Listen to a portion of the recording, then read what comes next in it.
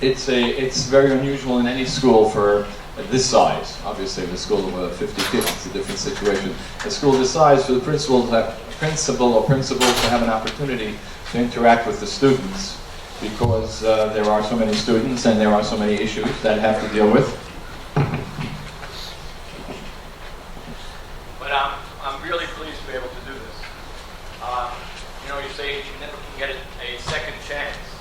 So I didn't have the chance to talk to all of you guys at seminar because of circumstances, personal circumstances.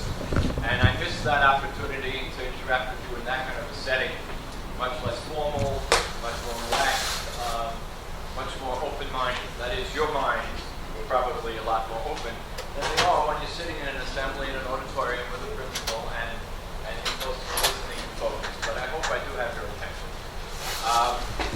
And the idea of second chance, the idea that we all have the opportunity to do something in life, mess up, or not take advantage of the opportunity and get another opportunity is really one of the central themes of what I'd like to talk to you about 20, 25 minutes that we have together before we move on to the great holiday of Pesach that's exactly 1 week from tonight.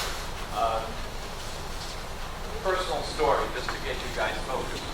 I was the associate principal of Yeshiva Flatbush from 1977 to 1988. I was here already in 1973. And then in 1988, I decided maybe the other grass is greener, and I took a job in a different high school, actually elementary and high school, and I left Flatbush. I thought I would never have the opportunity. I thought I would have the opportunity to run my own school and to make my own stamp and have my own impact. And I was in that school for a bunch of years, and it didn't turn out to be the dream that I had planned or I had envisioned. And here you are, you know, you're raising 4 kids, and you're about 40, 45 years old, and you're trying to live out your dream and education and working with students and parents and teachers about that dream, and it didn't work out well. So I knocked on Rabbi Elliot's door and asked if I could get a part-time job, and fortunately I got a very little bit of a part-time job, so I got my foot back into Flatbush, and at the same time I was the principal of another local yeshiva here. And then I got a phone call from a place called Manhattan High School for Girls. Anybody hear of it? In Manhattan? Been there? No. Okay, it's not part of the community. In any case, it was a new school, hadn't been opened yet, and they wanted to have a principal with experience, and even at that point I hadn't had, I guess, quite a bit of experience. And I said, no, that's not for me. I'm not interested in having a start-up school and so on, but I think I know somebody who is.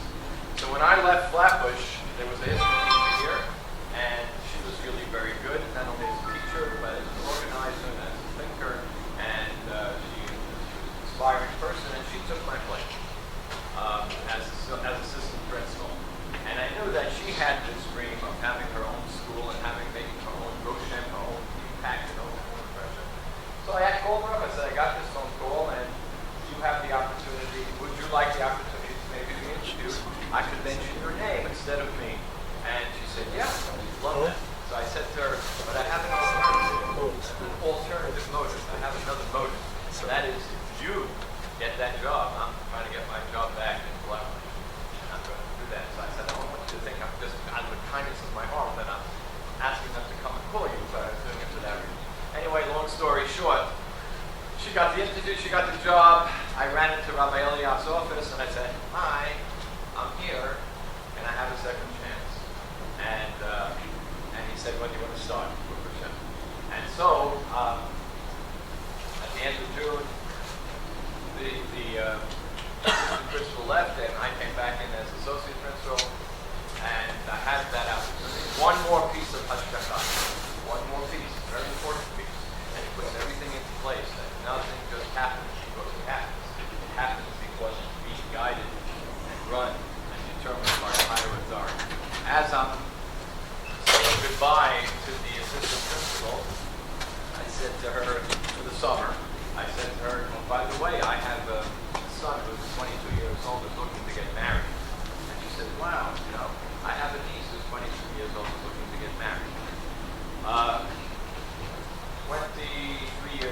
turn my grandchild from that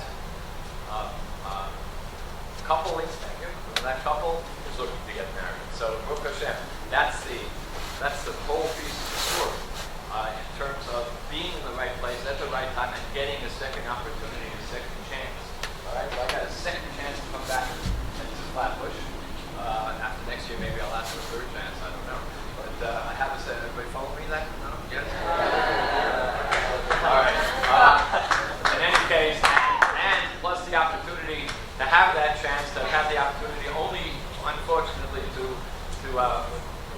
hang out with you guys and see you guys grow, and you've grown beautifully, most of you, over the course of this year, really tremendously, from the time that I remember walking into your rooms after about 3 weeks of school and saying how things are going, and most of you couldn't even open your mouth, didn't even know where you were yet. But in any case, I think you do now, and I have the pleasure of having students who've done outstanding work in my office a couple of times this year, talking to a couple of kids who didn't do such outstanding work, saying they did better. So that's what it's all about, and it's been great. And the ultimate reward of having 6 grandchildren from that whole mishmash of second opportunity. So that's how we have to look at things when they happen in the second time. I want to do a little bit of a concept of halakha, and you'll understand the significance of what we're saying just now, which is that hashgacha, Kadosh Baruch Hu, God, runs the world. And we don't understand it because of what I just said, because it's God that runs the world. But then it all comes together. And if you're lucky in your lifetime, you'll actually see that and understand it. But most of your life you won't. And that's okay too. That's what's called emunah. That's what's called belief. Okay? There are 3 mitzvot that we do on Pesach, that we're required to do, that on Vidyaita, that the Torah tells us what it is. The Torah tells us that we have to do that. What are the 3 mitzvot? Raise your hand. Don't call out. I'll just want one person at a time. It better be a girl who knows about this also, not just guys. Give me a mitzvah that you do on Pesach. Think about it. That it comes from the Torah. Not the Rabbanan. Not the Rabbanan. Matzah, okay? Eating achilat matzah, okay? Give me another one. Nope. Marar is the Rabbanan. We hold today is the Rabbanan. What? Quiet. I can't hear him. How can you? What? Okay. He said reading the Haggadah. Give me the words for that. What's that called?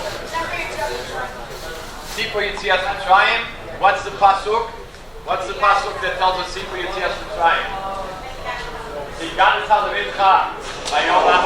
What's the third? Dioraita. Excellent. Okay, the third one you might not think of that quickly because we're almost sophomores now. We're not registered.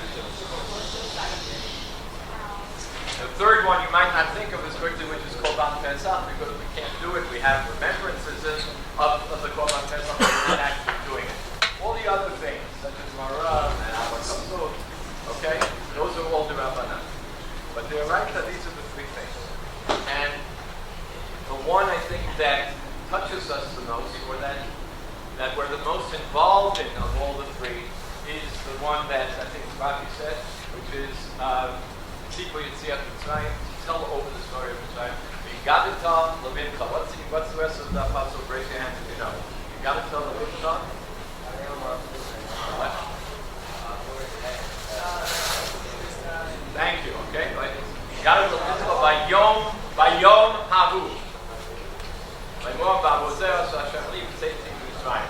So right away, V'yigadita levincha bayom havu. That's the words of the pasuk. Are a halachic issue. When do we do Sipur Yetzias Mitzrayim? When do we do Sipur Yetzias Mitzrayim? When do we do it? Come on, you all know. When do we do it? When are we telling the story in the whole? Shh. Don't call out. Don't talk to each other to prove how smart you are to your neighbor. You said that. At the Seder. Yeah. Right. When is the Seder? At night. At night.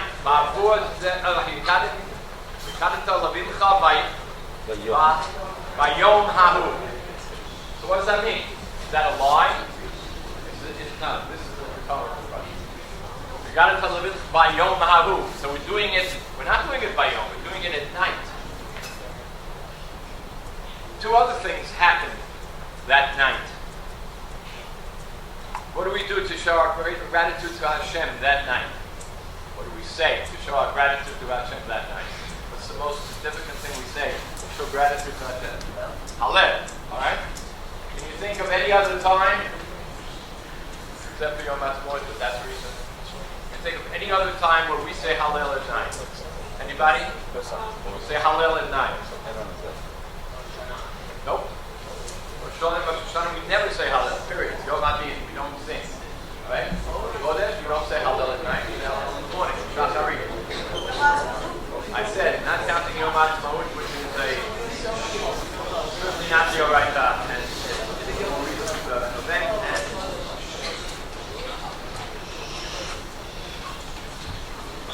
believe it or not, well, I won't go there. Let's leave it at that. Okay, so Hallel at night. We don't ever say Hallel at night.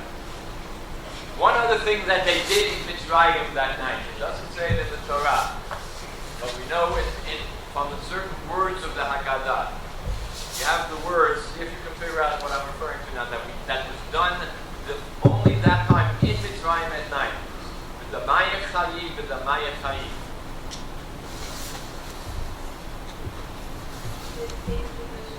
That's one part. That's one with the Maya Chayi, right? They took the blood from the Korban Pesach and put it on their doorpost, right? Everybody knows that. Why does it say the Maya Chayi twice? What's the other Maya Chayi referring to? Anybody take a guess? What could it possibly be referring to?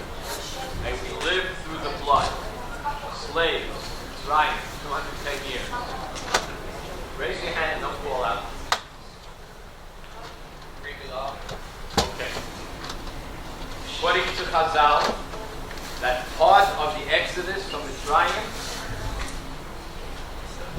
all men of the Bnei Yisrael had Brit Milah that night. Of course, everything was done with Yisim and Israel and so on, but it had Brit Milah at night. Have you ever gone to a Brit in your life at night? Have you ever heard of a Brit at night? Pidyon Haben, yes, but Brit Milah, anybody? I have. At night, Brit Milah, after dark? No, the answer is no, you haven't. You haven't, unless it's some kind of emergency situation. Oh, yeah. Okay. You can have it in the afternoon and have the dinner at night. So you have, first of all, it says in the Torah, Vayom Ahu Fasiko Yitziat Mitzrayim. Number 2, we're saying Hallel at night, which we never say at night. And number 3, we have Brit Milah at night, which we never have to have Brit Milah at night. The answer is that the whole process of Seder and Yitziat Mitzrayim, the whole process has to do with Yitzim. And Chazal tell us, it's a Zohar, it's brought down by the Or HaChaim HaKadosh, actually through the Zohar, that night in Mitzrayim was day. God created a daytime atmosphere. The light was out. Even a pasuk in Tehillim was a reference to that. Laila Kayom. No, Laila Kayom Nogan, that it was shining that night. And that answers that question. Again, to understand that even that part of the words itself, not just the actual sitting at the Seder and talking about the Tziyas, but even the words that tell us to do it. Is telling us about the greatness of God and the nisim that took place. And therefore the Milah, which was at night, wasn't at night, but it was nighttime, but it was not night. And the Hallel that was sung that night, and that we sing, is a reference to that day. That's one story. One thought on the concept of Yigat Palavim. How many of you go to a Seder where a grandparent, this could all live to be well, is leading the Seder? Raise your hand, don't fall out. Okay, most of you. And I have the good to be the grandpa leading the Seder too, it's mine. Okay, so I'm leading the Seder. My son or son-in-law is there. And children are there. So the children are asking me the questions that I have to answer. What is the questions that they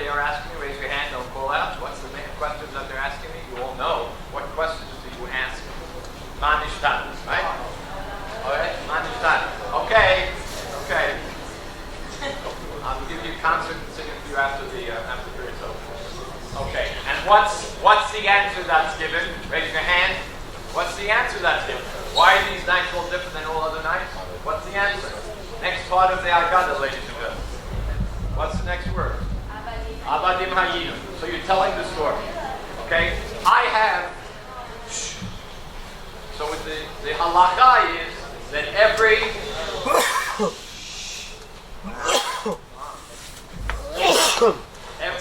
parent has a responsibility to tell their child.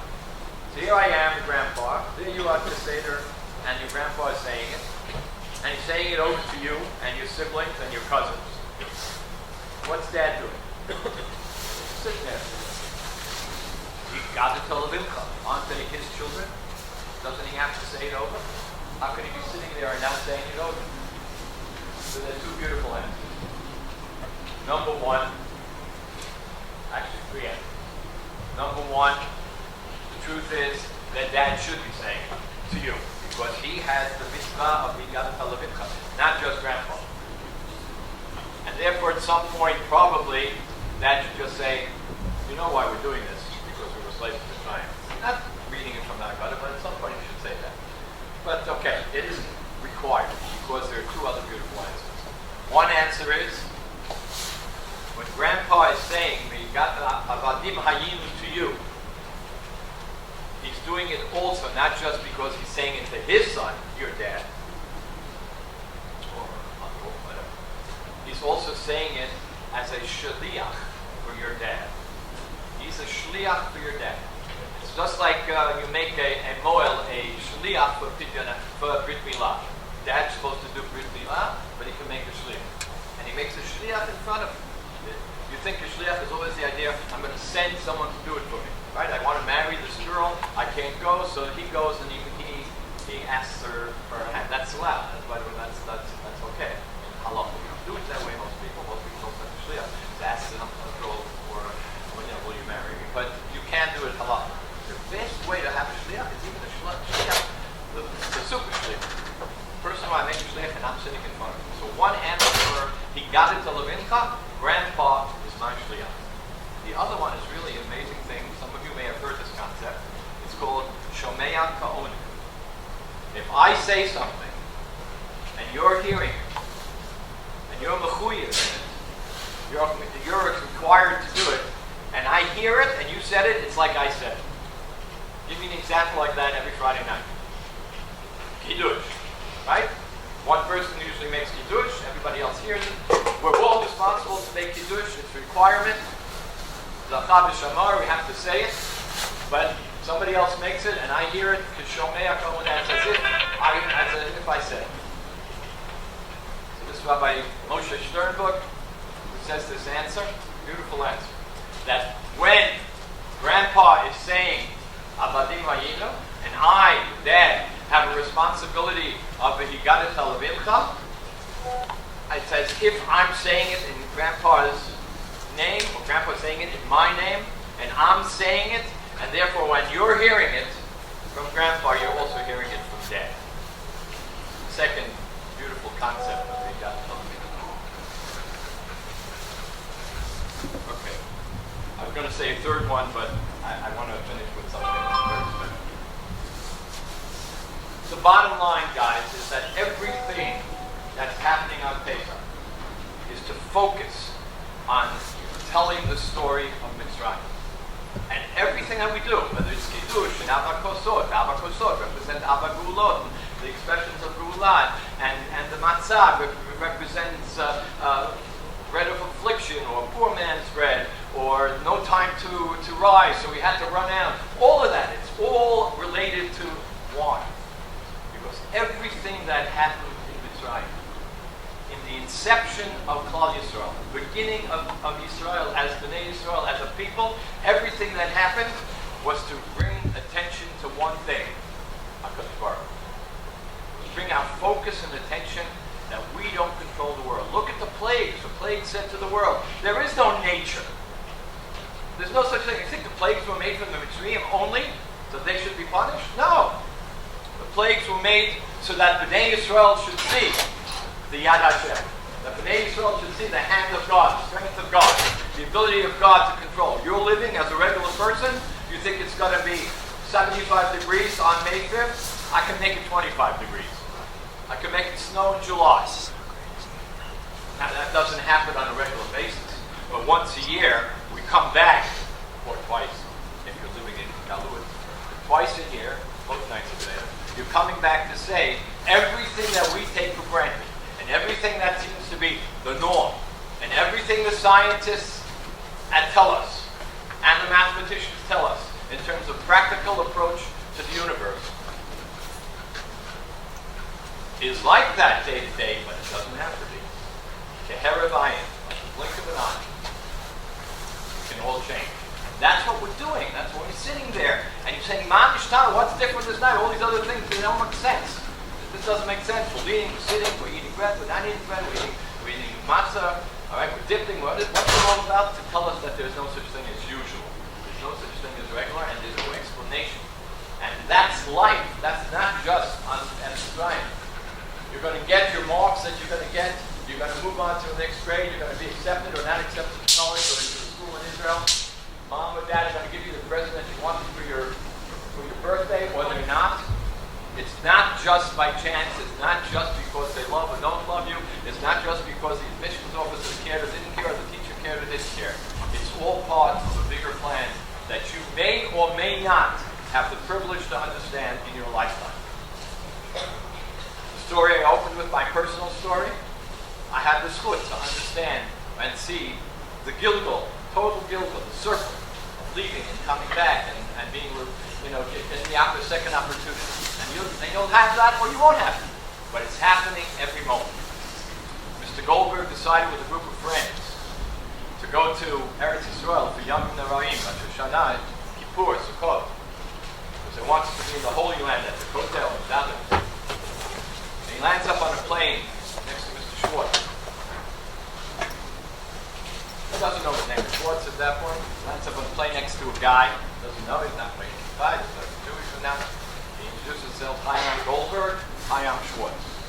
Where are you going? Why are you going to Israel? The plane's going to Israel. He said, well, we want to celebrate the holidays. We want to celebrate the Yom Naraim in Kedushat Haaretz, in Eretz Yisrael. I don't believe in any of that stuff. He rolls up his sleeve and he says, you see that? See these numbers? I don't believe in anything. I went through the Holocaust, and I don't believe in anything that has to do with Judaism. I don't believe in God. Goldberg says, why do you feel so strongly? He says, it's one thing if God wants to punish me or put me through a tough time.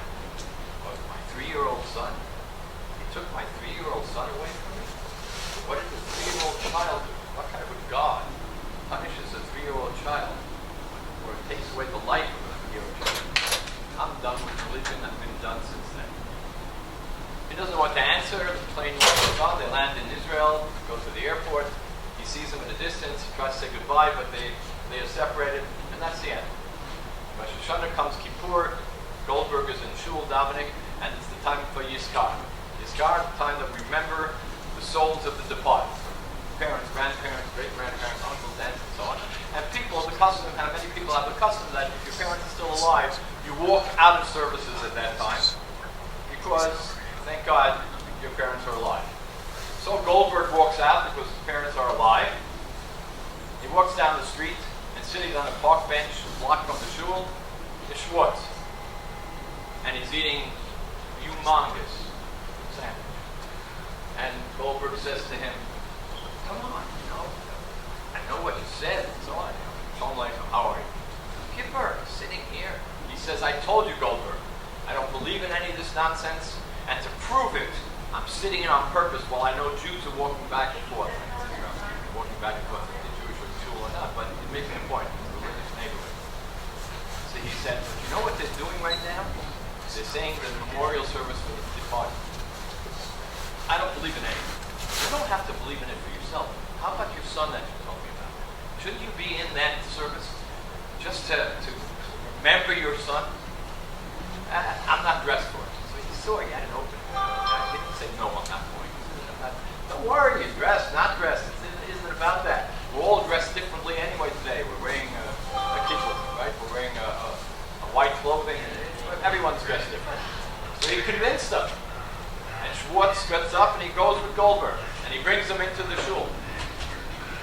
And the custom was, people would line up, the Chazan would say a special prayer, and mention the name of the person who passed away. And people are coming up there, and they're saying their name, and the Chazan is saying it out loud. Goldberg takes Schwartz onto the line, they get up there. Chazan goes, Mishaberach, and he says, Kelmole Rachamim, gets to the name. What's the name? He says, Yaakov. What name do you want to say? Yaakov. Who's Yaakov? That's my son. What's your name? David. So you are David. So you're saying it for Yaakov ben David. What's your last name? He says Schwartz. Chazan says, I'm Yaakov ben David Schwartz.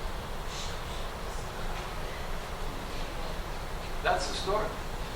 It was his son who had survived the Holocaust. And it was the Chazan. Second chances, guys. God gives us second chances. God gives us the opportunity to recognize that He runs the world. Sometimes difficult. Most people in the Holocaust did not survive. Most children who went through it did not survive. But there's a reason this one did. There's a reason that Schwartz went when he went through. And to be reunited with his son. Every single day, things are happening. Understand there's a reason for it. I might not understand it, but there's a reason. You sit at the Seder, and you hear the story about Vadim Hayinu. Chol dor v'dor chayav adam le'erot et atzmo ki'ilu hayim ki'ilu, as if he went out of Mitzrayim. I can't think of the word. Ki'ilu, as if he himself went out of Mitzrayim. You have to feel every single day. You have the opportunity for hashgacha, for God impacting, influencing your life. God willing, it will always be the top. But even if it isn't,